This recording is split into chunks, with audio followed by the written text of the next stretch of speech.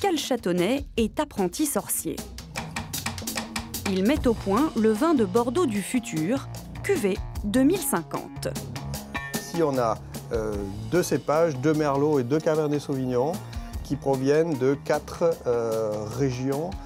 En l'occurrence, le Languedoc dans le sud de la France et la Tunisie. Parce qu'à cause du réchauffement climatique, la météo change à Bordeaux et avec elle, le visage du vin.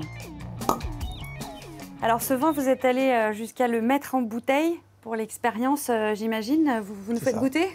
Pas de souci. On essaye?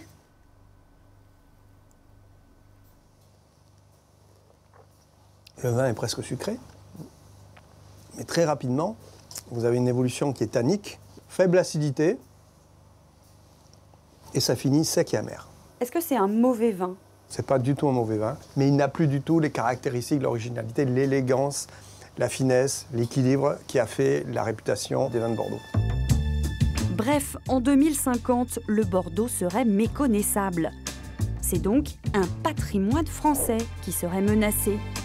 14 000 producteurs, 6 millions d'hectolitres par an. La capitale mondiale du vin.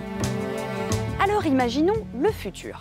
La région de Bordeaux confrontée à des conditions climatiques extrêmes. Plus 2 à 4 degrés de réchauffement des températures, des sécheresses à répétition et des tempêtes dévastatrices. Avec tout cela, des récoltes avancées, un fruit plus sucré, mais cela ne veut pas dire qu'il sera plus mûr et du coup, possiblement, un vin très déséquilibré. Bref, le réchauffement climatique, c'est un peu le casse-tête pour les viticulteurs de la région. Mais aussi étonnant que cela puisse paraître, pour l'instant, les vins de Bordeaux gagnent en qualité grâce au réchauffement climatique. Philippe Bardet, qui produit le prestigieux Saint-Émilion Grand Cru, en fait le constat.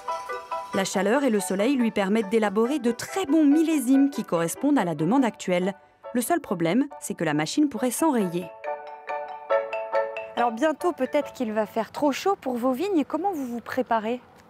Ce qui s'est passé en matière d'adaptation au climat, mon père, mon grand-père et puis certainement leur père et leur grand-père avant, avaient tendance à vouloir positionner les raisins le plus près possible du sol pour bénéficier de la chaleur du sol accumulée par le soleil pour faire mûrir le raisin. Donc pour les mêmes raisons qui poussaient mes ancêtres à baisser les grappes vers le sol, je les sors du sol pour qu'elles prennent moins de chaleur et qu'elles produisent moins de sucre. Alors le Bordeaux, traditionnellement, c'est un mélange de plusieurs cépages, Cabernet et Merlot.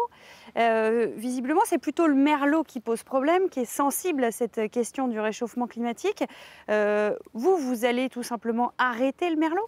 Alors non, je ne vais pas arrêter le Merlot parce que le Merlot est prépondérant à Bordeaux et en particulier à Saint-Émilion. Maintenant, on est en train de s'adapter. Le Merlot, il va disparaître de certaines zones les plus précoces, les plus chaudes, au profit du Cabernet Franc. Il va peut-être falloir aussi inévitablement cultiver d'autres cépages et changer une façon de faire ancestrale. Le sauvetage du Bordeaux commence ici, où les scientifiques viennent au secours des viticulteurs. Depuis 2009, l'INRA étudie le comportement de 52 cépages face au changement climatique sur ce sol représentatif de la région de Bordeaux. Là, nous sommes en présence du Rkat Siteli, un cépage géorgien blanc. Et là, dans la foulée, Tinto Cao, un cépage noir portugais. Là, nous revenons à une variété bordelaise référence, le Cabernet Sauvignon, que je vais d'ailleurs prélever.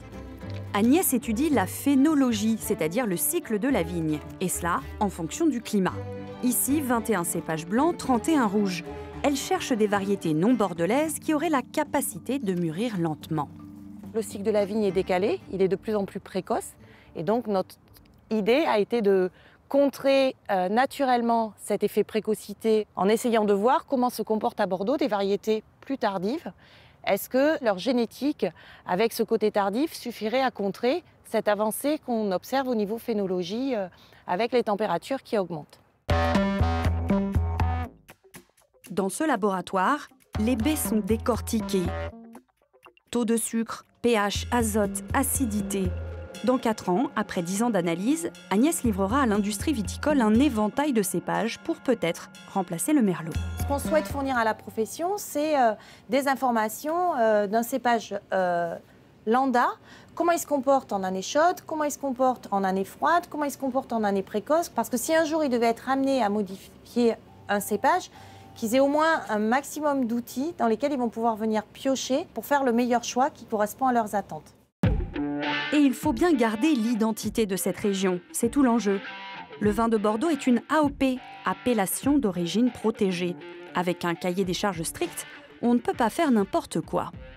Changer un cépage, c'est beaucoup de travail, c'est arracher des vignes, c'est mettre de nouvelles vignes, c'est être certain que les nouveaux cépages seront adaptés à l'identité connue aujourd'hui. Donc c'est un travail de longue haleine. Nous devons préparer tout ça et nous nous y employons. Il va donc falloir de gros investissements. Mais les vignerons se sont toujours adaptés. Le réchauffement climatique est un défi qu'ils se disent prêts à relever.